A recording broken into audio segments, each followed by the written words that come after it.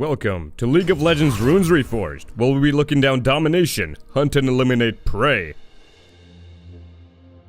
So firstly, on the Domination path, we'll be starting off with the keystones, then we'll move further down onto the runes, then I will explain the secondary buffs.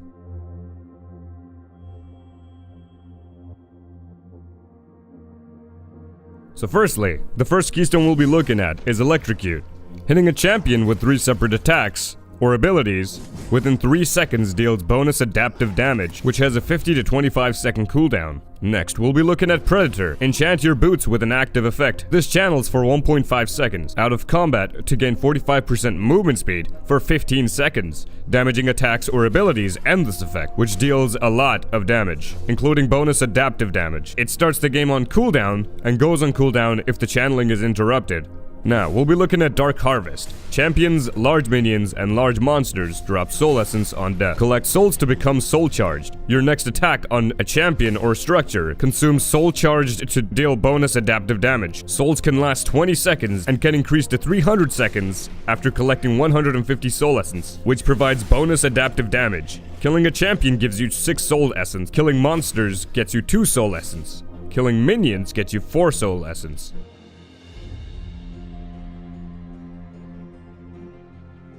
Now, starting off with the rune side. Cheap Shot. Damaging champions with impaired movement or actions deals bonus true damage, which has a cooldown of 4 seconds. Taste of Blood. When you damage an enemy champion, you heal, which is based on level. Sudden Impact. After exiting stealth or using a dash, leap, blink, or teleport, dealing any damage to a champion grants you 10 lethality and 8 magic penetration for 5 seconds. Zombie Ward. After killing a ward, a friendly zombie ward is raised in its place. Additionally, when your wards expire, they reanimate as zombie wards. Zombie wards are visible, last for 180 seconds, and don't count towards ward limit. Picking up something like an oracle, taking out enemy wards, that gives you zombie wards, and this is really useful for support champions. And this also includes control wards, regular wards, and your wards that are about to die. And don't count towards the ward limit you have. Next, Ghost Paro. Enter a bush to summon a Paro after a brief channel. The Paro will stay behind to give you vision until you summon a new one. If an enemy enters a brush with the Paro in it, they scare it away, putting Ghost Paro on a 3-second cooldown. Paro channel is interrupted if you enter combat with a champion. Eyeball Collection. Collect eyeballs for champion and ward takedowns. Get an adaptive bonus per eyeball collected. Upon completing collection at 20 eyeballs, additionally gain an adaptive bonus, and you collect 2 eyeballs per champion takedown and 1 eyeball per ward takedown. Now we're on the Hunter runes. This is where you have to get Bounty Hunter stacks. Earn a Bounty Hunter stack the first time you get a takedown on an enemy champion. Ravenous Hunter. Heal for a percentage of damage dealt by your abilities. Healing is reduced to 1/3 for area of effect abilities. Ingenious Hunter. Gain 10% active item CDR, plus an additional 6% Bounty Hunter stack, which includes trinkets. So when you have Yumu's Ghostblade and you kill a champion once with this rune activated, your cooldown of Yumu's will go down to 38 seconds instead. So the more kills you get, the more CDR you get on your active items. Relentless Hunter. Gain 8 out of combat movement speed, plus 8 per Bounty Hunter stack. Now that we've looked over the runes, there's also a secondary section that you can select. When having Domination as your primary, the buffs that you give to every other rune path is adaptive damage. Bear in mind you get adaptive damage to what stat is higher, so if you have more AD, you'll get more AD. But if you have more AP, you will get more AP. And the secondary buff that Domination provides in its primary is either 11 attack damage or 18 ability power, which is adaptive. Bear in mind these buffs apply differently when each of the rune paths are your primary.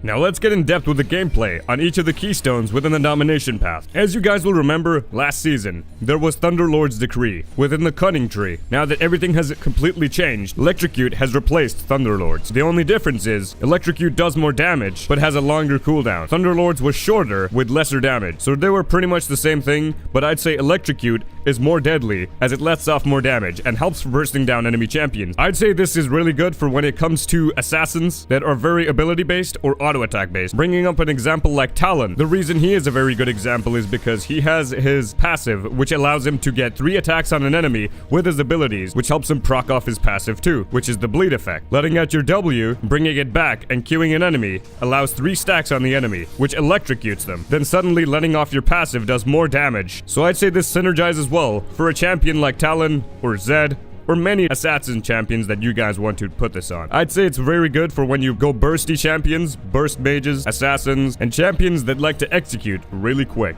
Predator. This keystone is really good as it helps you chase down enemies, look for a quick gank, or maybe even a quick execute. I'd say for a really good example, Hecarim has worked very well for this. His damage scales with movement speed, and he needs a lot of movement speed when it comes to damaging and ganking lanes. Predator gives you a large amount of movement speed, and I'd say it's twice as good as Yumu's Ghostblade. It lasts longer, it gives you so much speed, and it lets off quite some serious damage. This keystone was one of the reasons why Hecarim was brought back into the meta, and this keystone is overall good when you find it difficult ganking lanes because you feel slow. But don't worry, Predator should fix that issue, otherwise there are many runes to choose from.